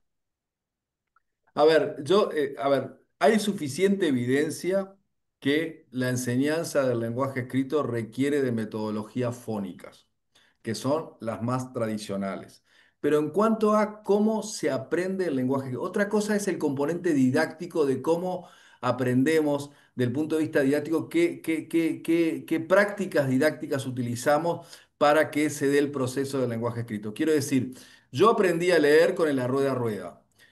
Yo no digo volver a la rueda a rueda, porque tenía varias cosas que no eran a veces poco significativas, porque empezábamos con el oso ama, para nada. Yo creo que tenemos que pensar prácticas didácticas que sean significativas, que partan del texto y demás. Pero sí se hace necesario que haya una enseñanza explícita de acceso al código, ¿sí? Entonces, una cosa es, por ejemplo, para que yo pueda registrar una palabra en mi léxico ortográfico, la evidencia dice que tendría que enfrentarme a la palabra por lo menos entre 10 más menos 2 veces, ¿no? Más o menos, entre 10 y 12 veces. De hecho, ustedes pueden ver programas de enseñanza como de otras lenguas, como el caso de Duolingo y demás, que verán que vuelve contra las palabras muchas veces, porque para poderlas registrar, yo necesito enfrentarme a la palabra varias veces. Eso puede ser que yo le haga copiar 10 veces la palabra y haga como antiguamente una copia de 10 veces la palabra y uno puede decir, bueno, eso es tedioso, es poco aburrido. O puedo pensar distintas formas en las cuales enfrento al niño a la palabra escrita. Ayer, por ejemplo, ahora sacamos un libro que se llama Jugando a la ortografía, donde, por ejemplo, le ponemos un tatetí y el tatetí tienen que hacerlo con las palabras que tienen, yo qué sé, por ejemplo, la palabra hoy, con la H que les complica, y entonces tienen que ir llenándolo con esa palabra. Y van jugando entre unos ponen hoy y el otro, el compañero que juega al tatetí, pone hola. Y entonces, pero yo con eso me aseguro que al menos se escribe 4 veces la palabra hoy y 4 veces la palabra hola. Se entretienen enormemente, me aseguré la copia de las palabras. Entonces, una cosa es el tema didáctico. Yo creo que a veces lo que ha pasado es que hemos confundido lo didáctico con los procesos que se requieren para la adquisición del código. ¿Se entiende? Entonces, pongámonos de acuerdo cómo el cerebro aprende a leer. Otra cosa es cómo didácticamente lo manejamos. Y ahí yo no tengo por qué volver a la rueda a rueda. Yo puedo trabajar desde el texto, puedo hacer algo que sea muy significativo para el niño, con texto que le guste al niño, pero eso es una cosa. Otra cosa es darme cuenta de que si yo no le enseño explícitamente el principio alfabético, no lo va a adquirir porque no tiene ningún circuito para eso y no lo va a hacer por añadidura. No, no, que ese fue el gran error de los métodos globales. Los métodos globales pensaban que interactuando directamente con la palabra, por añadidura y de hecho pasaba en nuestro país, supongo que en otros países, cuando le preguntaban a los maestros qué método utilizaban, si fónicos o globales, casi todos decían en un 90% mixto. ¿Y qué era mixto? Es que empezaban con la palabra, pero en algún momento le decía mamá, porque había que en un momento explicitarle que tenía que entender que había un sonido y una letra y había que asociar ese sonido y letra. Por eso al final terminábamos con la idea de mixto. El mixto que era, partimos de la palabra, pero en un momento yo tengo que hacer explícita la relación letra-sonido. Y lo mismo pasa con el tema de la ortografía. Si yo registro el error ortográfico, automatizo el error ortográfico y luego tengo un doble trabajo y es que tengo que hacer un reaprendizaje sobre algo que se automatizó. Así que está claro que si yo quiero que eso no pase, lo que yo necesito es que se enfrente a la palabra escrita en forma correcta desde el inicio. Y si hay un error, corregirlo para que no registre el error. A ustedes les pasará que cuando ven una palabra mal escrita a un estudiante 3, 4 veces seguida, al final entran a dudar cómo se escribe la palabra. Se enfrentaron varias veces y al final va, ¿y qué es lo que hacen? Muchas veces la escriben. Por eso es tan importante escribir la palabra, porque el registro némico es una muy buena forma de registrar las palabras en la memoria. Y es lo que hacemos, nos ponemos así, incluso hacemos la señal, ¿cómo era que se escribía? Para acordarnos cómo se escribía. ¿Sí? Muchas gracias. Nada. Pero vuelvo a decir, no hay que confundir lo que se necesita del punto de vista del que aprende y lo que tenemos que hacer del punto de vista didáctico para asegurarnos ese aprendizaje. Y yo creo que ahí sí tenemos que tratar de que sea significativo, que parta, digamos, de lo discursivo, etcétera. Pero yo creo que a veces hemos cruzado las dos cosas y no. Una cosa es cómo el cerebro aprende y otra cosa es cómo le enseñamos para que el cerebro aprenda. ¿Se entiende? Clarísimo. Y Muchísimas ahí la gracias. especialidad es de ustedes. Muy bien. Ariel, están preguntando por chat que si puedes repetir el título del nuevo libro del que hablaste la Jugando con última la vez. ortografía se llama. Es todo un programa de juegos para la enseñanza de la ortografía, con un material para el niño y un material para el maestro, y hay un juego de la oca, un tatetí, un juego chancho va, chancho viene, son 6 juegos distintos donde se trabaja con eso la ortografía en una forma lúdica, entretenida, pero en el fondo lo que queremos es mejorar la ortografía. O sea ¿sí? Paola. Buenas noches. Hola, Muy bueno. saludos a todos. Un poquito para Ariel una pregunta y algo que he trabajado con el equipo de maestros del colegio que estoy trabajando, y es la duda o la pregunta de la tipología de la letra que, en cual enseñamos y en esto de la automatización, ¿no? De la lectura.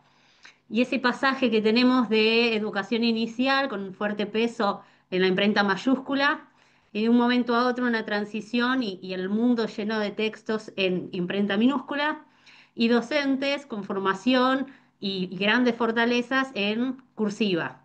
Entonces, en ese mundo mixto, ¿sí? De la tipología, bueno, ¿qué dice la evidencia en cuanto a la enseñanza de la escritura? Y Ariel, vos decías recién la escritura eh, a mano, ¿qué significa? No con computadora, pero Sí, no cursiva o... en la etapa inicial lo mejor es trabajar desde el gesto gráfico, de la escritura del gesto gráfico. Luego, por supuesto, con la introducción a lo digital, pero ese proceso de gesto gráfico es bien importante. Eso también es volver, digamos, a repensar muchas veces desde el punto de vista de la educación inicial cómo trabajamos todo ese componente de la motricidad fina, que también a veces se ha perdido mucho y es una dificultad muy grande que tienen muchos de nuestros chicos, sobre todo a veces en contextos más vulnerables y demás, que vienen con muchas dificultades desde el punto de vista motor. O sea que en eso sin duda. Ahora, con respecto más directamente a la pregunta, yo te dos cosas.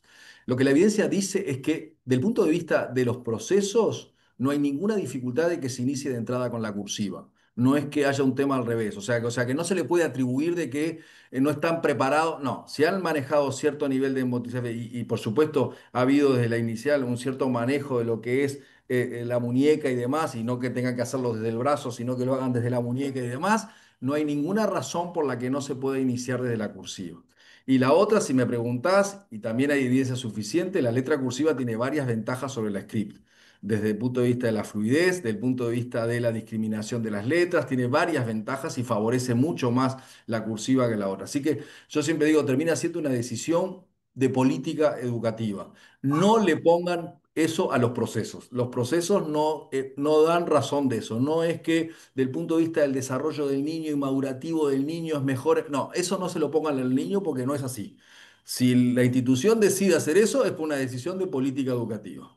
Pero no hay razones del punto de vista del desarrollo del niño. Y te diría que desde el punto de vista del desarrollo, el niño, si por supuesto ha tenido ese manejo del punto de vista de la motricidad fina y demás, puede perfectamente. Y la mejor prueba tenés es en el mundo. Fíjate, mirá los libros de educación inicial de España, por ejemplo, están todos en cursiva. O sea que la mejor prueba. Yo recuerdo hace unos años me habían pedido un colegio que hiciera un estudio de cuándo empezar la cursiva, si a principio de primero, si a mitad de primero, hicimos. Y entonces cuando empecé a hacer ese trabajo hace varios años, se me ocurrió escribir a Bélgica, donde yo había estado haciendo mi doctorado, a un equipo importante que hay en la Universidad de Bruselas. Entonces les mandé preguntar con respecto a esto de las letras, no sé cuánto. Y entonces me contestó uno de los investigadores, del profesor Alegría, que vivía, lo debe conocer, Alegría, que era de la Universidad de Bruselas, me contestó preguntándome, ¿qué problema motriz tienen los alumnos alumnos en el Uruguay, porque no lograba entender la pregunta, ¿por qué es tan complicado el tema de que empiecen con cursiva? Y entonces me pone, dice, ¿tienen algún problema motriz en el Uruguay los niños o algo como para que me explique por qué no lo lograban ni siquiera entender la pregunta? O sea que es una Claro. decisión institucional, de política educativa, etcétera. Yo lo que digo es, no atribuyamos a que sea un problema de maduración del niño, no. Es un tema de Perfecto. decisión de política educativa. Lo que sí también les digo es, si el niño empieza a trabajar con script, probablemente automatice el script. Entonces después no le pidan la cursiva. Porque entonces después le estamos pidiendo que ahora cambie algo que automatizó. Y es lo que pasaba en la época mía, en la época de hace unos años, cuando hacían eso, que finalmente los niños lo que hacían era hacerle una colita al script para transformarla en cursiva. No. Si van a Tal trabajar en cual. una institución y van a trabajar con la script y van a decir que esta va a ser la letra que vamos a enfatizar, no le pidas a los, cuando llegan a sexto de escuela que escriban cursiva o cuando llegan a secundaria que escriban cursiva, no, que escriban script y ya está, automatizó esa letra y esa es su letra y con esa seguirá, digamos. Pero lo que sí no estaba muy bien es que no le enseñábamos al principio, luego queríamos que aprendiera y luego le exigíamos que manejara la cursiva, cuando en realidad el niño automatizó la script porque fue con la que empezó a trabajar y después de práctica se automatiza, como todo. O sea, la escritura se automatiza. Ese es el tema. Hay que partir de la base de que nuestro sistema, gracias a Dios, automatiza muchas cosas. Si no fuera así, seguramente estarían por almorzar. Todavía no estarían en una no estarían acá. Así que gran parte de las cosas que hacen Gracias. en la vida son automáticas. Sí, Gracias, Ariel. nada. ¿Alguien más había levantado la mano? ¿Mm? Había alguien más con la pregunta, pero ya no sé si. Bueno, nada.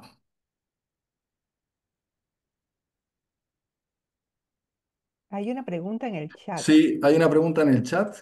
Sí, eh, capaz. que- sí, hay una pregunta acá en el chat. A ver si es una del tipeo, ¿no? Tiene que ver con el tipeo, sí.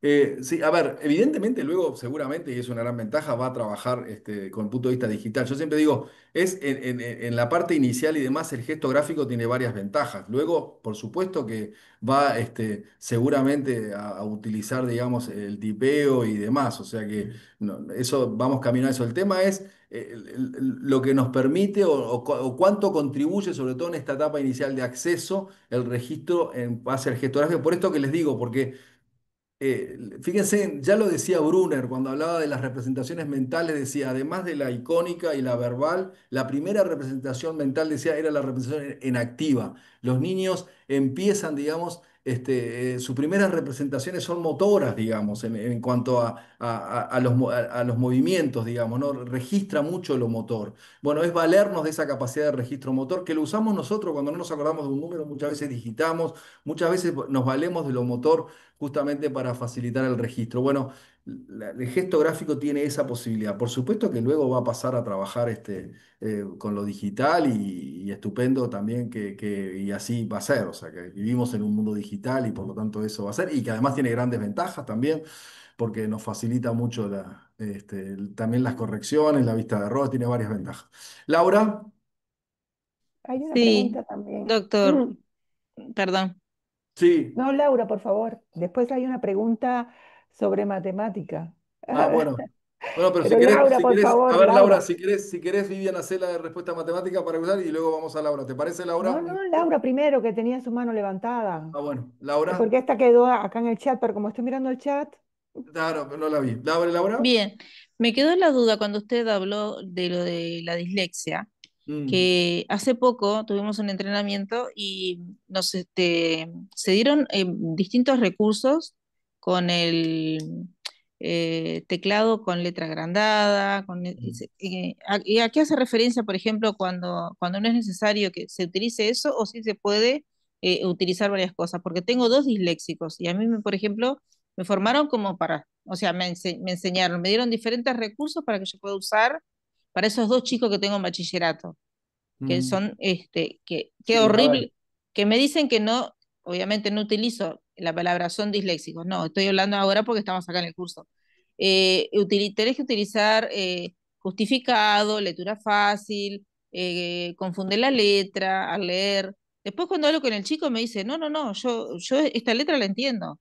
Y la mamá viene con el informe o viene la escrita y me dice, no, pero él tiene tal cosa y me ponen ajustes razonables, me derivan a otro lado, me derivan a otro lugar, me derivan a otro lugar, me dicen, le tenés que poner el teclado me mostraron el teclado, lo practiqué yo también, y él me dice, no, pero yo esta letra la entiendo, digo, así le haría el 14, y el chico me está diciendo una cosa, el informe me dice otra, entonces, A ver, el tema de los disléxicos no es un tema visual, así que si usted pone la letra 16 o 12 es igual. O sea, lo que tiene que ser es una letra que sea visible y legible para el niño, pero no es un tema. Entonces, por más que uno maneje lo visual, es que no va a mejorar la lectura.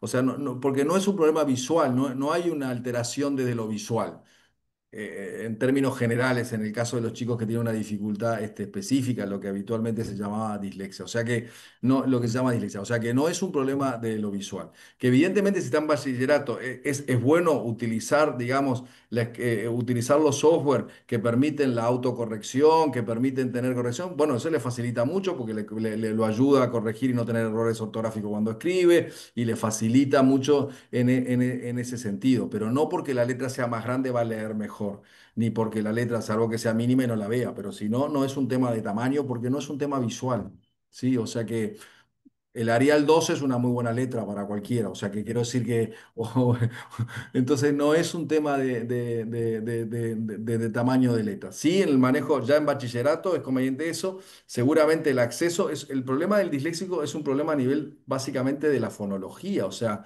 tiene ay, que ver más con ese acceso al sistema de escritura. Y cuando llegan a bachillerato el problema que tienen es que tiene una lectura en general imprecisa y lenta. Y eso probablemente lo podrá mejorar un poco, pero no mucho más. Así que lo que yo tengo que tratar de hacer con ellos más bien es que, por supuesto, tratar de promover la producción escrita y sobre todo estrategias de comprensión lectora que le compensen las dificultades que puede tener de acceso al texto escrito. O sea, que utilicen más estrategias de comprensión que de algún modo le minimicen. Cuanto más conocimientos previos tengan y mejor vocabulario tengan, también va a estar en mejores condiciones de poder comprender, aunque tenga dificultad de acceso. perfecto, muchas gracias. Nada. A ver, Vivian, sí. Bueno, acá hay una pregunta de matemática y después hay una pregunta de lenguaje escrito otra vez. La de matemática es si la banda numérica la empiezo en cero o en uno. Entendiendo banda numérica como recta numérica, porque hay diferentes maneras de nombrarlo, eso también tiene una respuesta que es depende para qué la vas a usar. Por ejemplo, cuando el niño es pequeño, todavía no domina lo que significa el cero.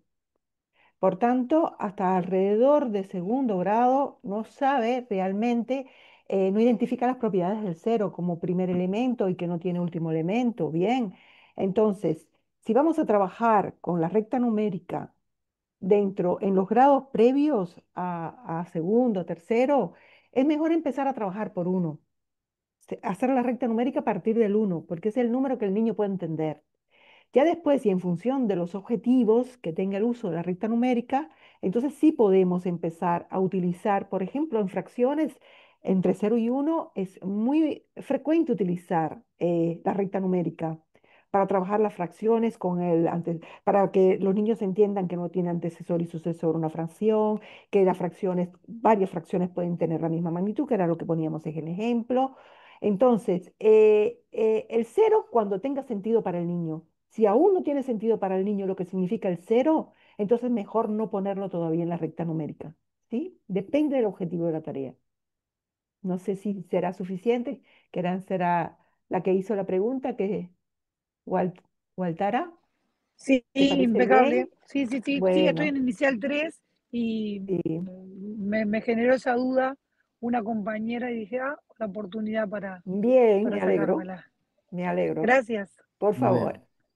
Bueno, hay otra pregunta, Ariel, que es si trabajar en inicial en 5 años con cursiva está bien. Sí, yo vuelvo a decirte lo mismo, no habría ningún problema de por qué no iniciar con cursiva.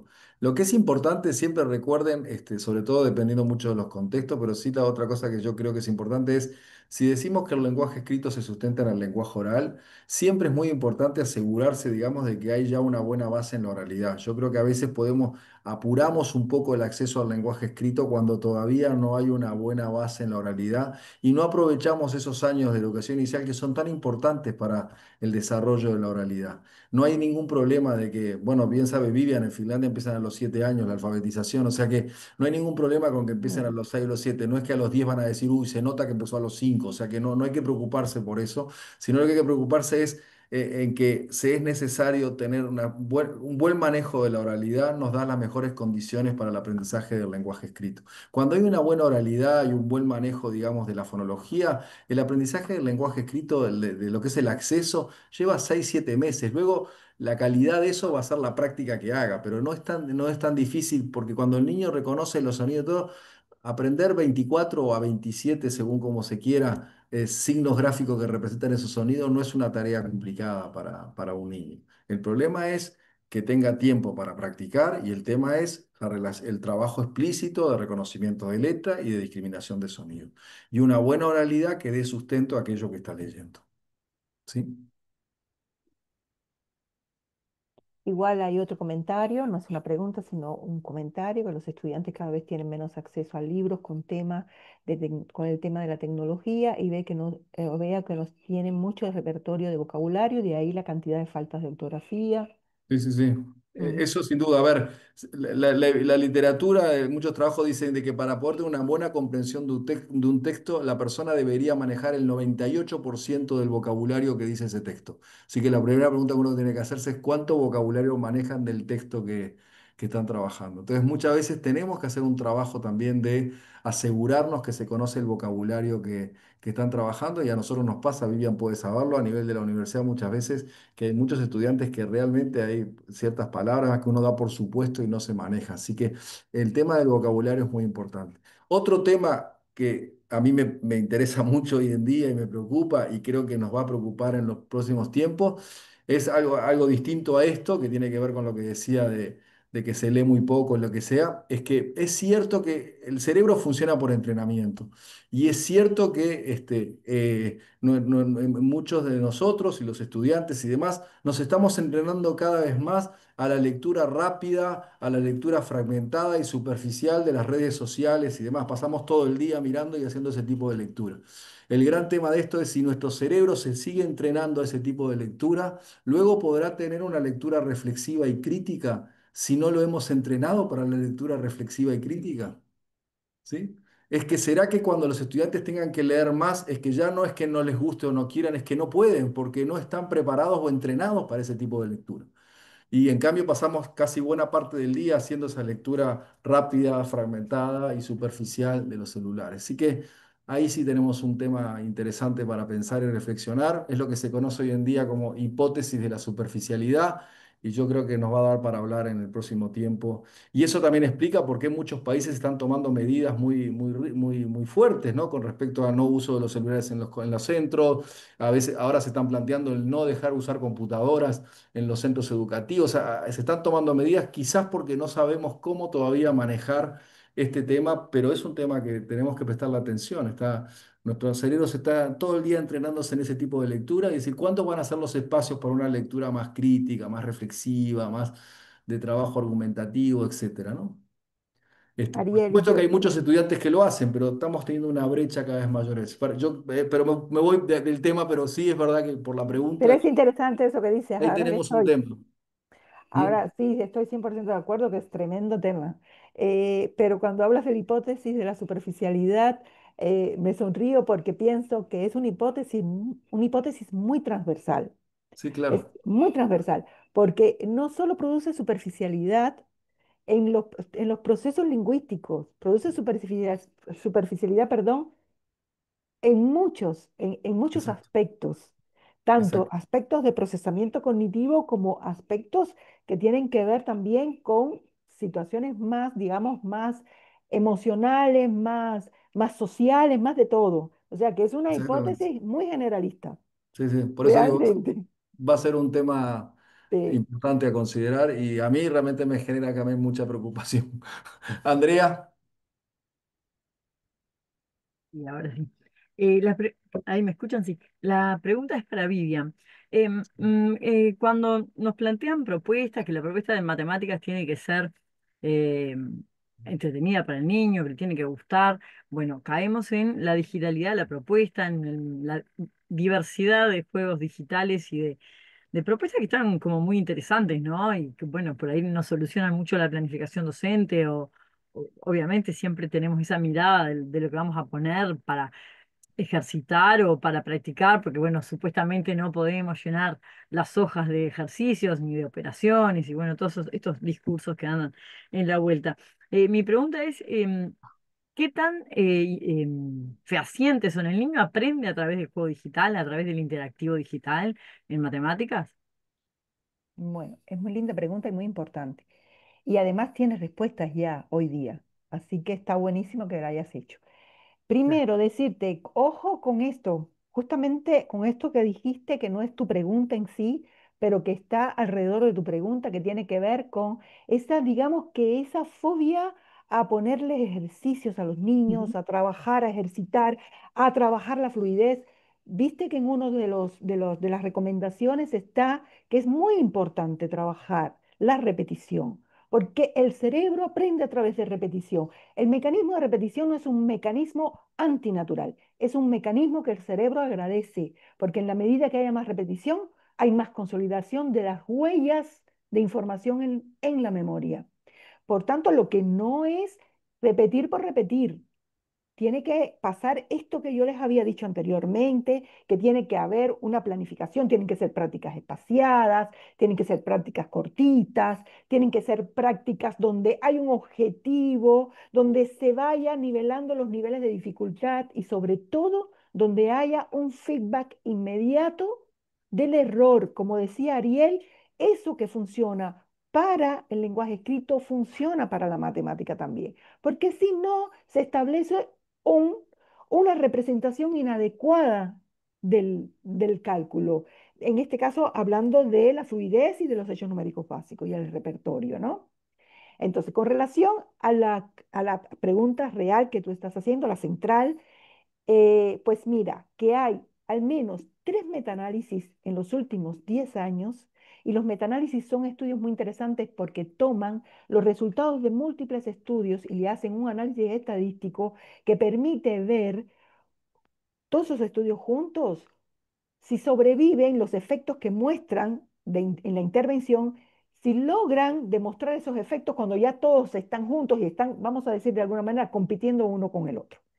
Y resulta que en todos esos metaanálisis se han encontrado, esos tres que te estoy diciendo, se han encontrado evidencias fuertes de que el aprendizaje a través de métodos digitales es un aprendizaje, ocurre de una manera eficaz. Lo que pasa es que tiene que estar, no se puede dejar al niño solo, tiene que Ujú. estar monitoreado, tiene que estar orientado por el docente. Cuando se deja al niño solo con las plataformas digitales para enseñar matemática, no se obtiene el mismo aprendizaje, la misma eficaz, no es igualmente eficaz esa plataforma que cuando se trabaja con la orientación del maestro, con la práctica guiada, con el feedback del maestro. Ese es uno de los resultados últimos de lo que yo he leído, que no es poner al niño a trabajar con los medios digitales para aprender matemáticas, sino que el maestro juega un papel fundamental. Es la fórmula maestro más las plataformas digitales. ¿Sí? Lo que más eficaz se produce en el aprendizaje de la matemática. Muy bien, muchas gracias. Por favor. Muy bien. Bueno. Mm, Bueno, creo que ya, ya estuve recibiendo algunas respuestas a la encuesta y una de ellas era que por favor respetáramos los tiempos. Fue la sí, primera que leí, así que voy a empezar respetando el tiempo de cierre, que habíamos hablado 1 hora y media y ya vamos casi dos. Es súper interesante y les agradezco sí. a que hayan seguido y veo caras súper enganchadas y todos los comentarios nos llaman a seguir con estos encuentros que evidentemente despiertan interés y que resultan interesantes y grandes aportes. Muchísimas gracias, Vivian y Ariel. Como siempre, un placer. Gracias a todos los que se sumaron y se quedaron hasta esta hora. Les, les compartí por el chat una brevísima encuesta que a nosotros nos ayuda a ajustar cositas para próximos encuentros, así que si pueden, lleva 2, 3 minutos como mucho completarla y para nosotros es un gran insumo. No me queda más que agradecer a los presentadores, que son un lujo como siempre, y a todas por estar, por el compromiso y por estar, supongo que después de una jornada larga acá, para seguir aprendiendo y mejorando y recibiendo insumos valiosísimos. Muy bien. Gracias, muchas Muchas gracias gracias. Valeria, Muchas muchas gracias, gracias por Muchas todas las gracias. que han participado. Muy Ha bien, sido muchísimas Muchísimas gracias estupendo. a gracias. Muy ustedes. enriquecedor, Gracias muchas a gracias. ustedes. Muchas Muchas gracias. Bueno, gracias. que Muchísimas pasen gracias, un bien. placer. Gracias. Gracias. No veo la encuesta.